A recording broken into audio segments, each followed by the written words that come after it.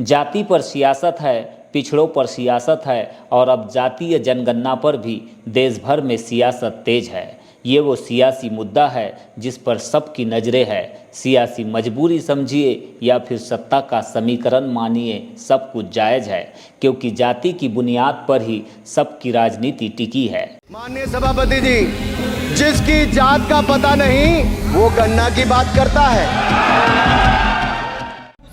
अनुराग ठाकुर जी ने मुझे इंसल्ट किया है, मगर मैं अनुराग ठाकुर जी से कोई माफ़ी नहीं चाहता हूं। मुझे कोई माफ़ी की ज़रूरत नहीं है। मैं लड़ाई लड़ रहा हूं। जितनी आपको गाली देनी है मैं आपसे कभी माफ़ी नहीं मांगूंगा। मुझे आपकी माफ़ी नहीं चाहिए।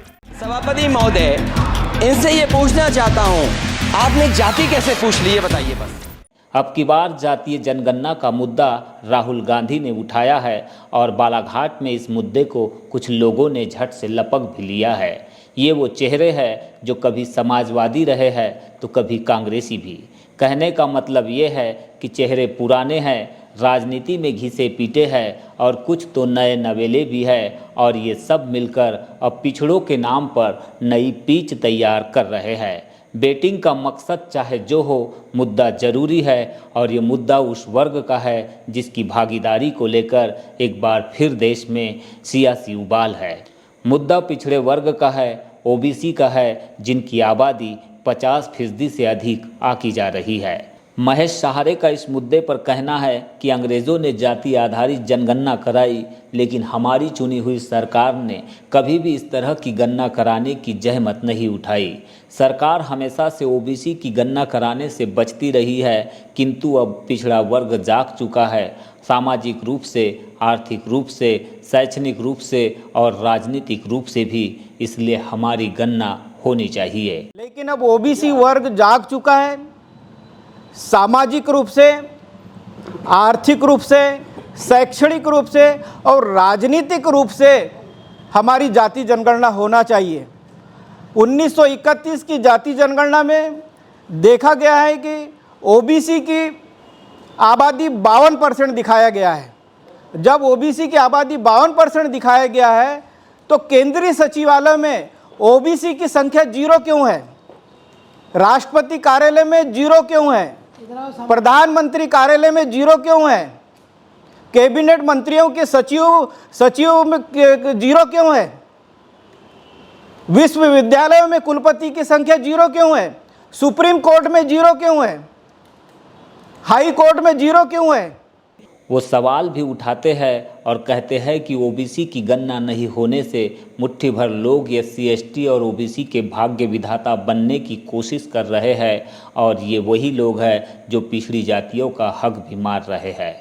मुट्ठी भर लोग एसटी एससी और ओबीसी के भाग्य विधाता बनने की कोशिश कर रहे हैं, और 15% लोगों ने पूरे ओबीसी एसटी एससी का हक मार के रखा है। अब ये बर्दाश्त करेंगे नहीं, क्योंकि अब ओबीसी समाज जाग गया है। आशुतोष बिसेन कहते हैं कि कास्ट सेंसस 2011 में ही हो जाना चाहिए था। अब चूंकि जनगणना कराने में इतनी देर हो चुकी है तो सरकार को ओबीसी की भी गिनती करा ही लेनी चाहिए। है कि ये 2011 में ही कास्ट सेंसस हो जाना चाहिए था, परंतु अभी तक जानबूझकर के कास्ट सेंसस को रोका गया है। अब अगर इन्होंने कास्ट सेंसस करने में इतना समय कर दिया है तो हमारी सबकी डिमांड ये है कि जातिगत जनगणना होनी चाहिए। भेड़ बकरियों की गिनती हो रही है तो ओबीसी के लोगों की भी गिनती होना चाहिए। उमेद लिल्हारे और राजकुमार नागेश्वर ये बताते हैं कि 1948 के सेंसस एक्ट में एससी एसटी की गणना का जो प्रावधान है उसमें संशोधन बहुत ज़रूरी है। ये संशोधन अगर होता है तो ओबीसी की गणना होगी, और ओबीसी की गणना होगी तो भागीदारी सुनिश्चित भी होगी। हमारी जितनी हिस्सेदारी है, जितनी संख्या है, उसके आधार पर आरक्षण मिले और हमको उसका फ़ायदा मिले, जबकि देश में 10 से 15% लोग हमारे पूरे देश का राजनीति में हो, शासन में, प्रशासन में, हर जगह बैठकर उसका 15% लोग लाभ उठा रहे हैं, और हम लोग सिर्फ वोट देने का काम कर रहे हैं। हमारी वोट से सरकार बन रही है, लेकिन उस सरकार से हमको कोई फ़ायदा नहीं है। इसलिए हम चाहते हैं कि 1948 के एक्ट में संशोधन कर हमारी जाति जनगणना कराई जाए और हमारा अधिकार हमको दिया जाए। संविधान में ये है कि उनकी यदि अगर स्थिति कमज़ोर है, उनकी आर्थिक स्थिति अच्छी नहीं है, शैक्षणिक स्थिति अच्छी नहीं है, तो केंद्र की सरकार की ये जिम्मेदारी है कि वो एक नया अमेंडमेंट इस देश के अपने लोकसभा में लाकर वो जो है उनकी जो सामाजिक, आर्थिक और राजनीतिक शैक्षणिक व्यवस्था है उसको सुधारने का ये काम करे। तो हमारी यही मांग है आपके माध्यम से, सरकार जो है 1948 का जो एक्ट है उसको संशोधन करे और संशोधन करके जातिगत जनगणना ओबीसी का कालम उसमें सुनिश्चित करे, और कालम सुनिश्चित करने के बाद में जब ये जातिगत जनगणना पूरी हो तो ओबीसी की जातिगत का आंकड़ा जो है, उसका डाटा जो है वो उसका प्रचार प्रसारित करने का काम सरकार करे। बता दें कि 1931 से लेकर 2011 तक हर 10 साल में जनगणना होती रही है, लेकिन इस जनगणना में सिर्फ SC और ST के ही आंकड़े जारी किए गए। ओबीसी से जुड़ी जातियों के आंकड़े आज तक जारी नहीं हुए, यानी कि पिछड़े वर्ग की जातियों की गणना नहीं की गई, जिसे लेकर राजनीतिक दलों के अपने अपने विचार है और विरोधाभास भी। राजनीतिक विश्लेषकों का मानना है कि आर्थिक और सामाजिक पिछड़ेपन के आधार पर जिन लोगों के लिए सरकार नीतियां बनाती है, उससे पहले सरकार को ये पता होना चाहिए कि आखिर उनकी जनसंख्या कितनी है। जातिगत जनगणना के अभाव में ये तो पता लगाना बेहद मुश्किल है कि सरकार की नीति और योजनाओं का लाभ सही जाति तक ठीक से पहुंच रहा है या फिर नहीं।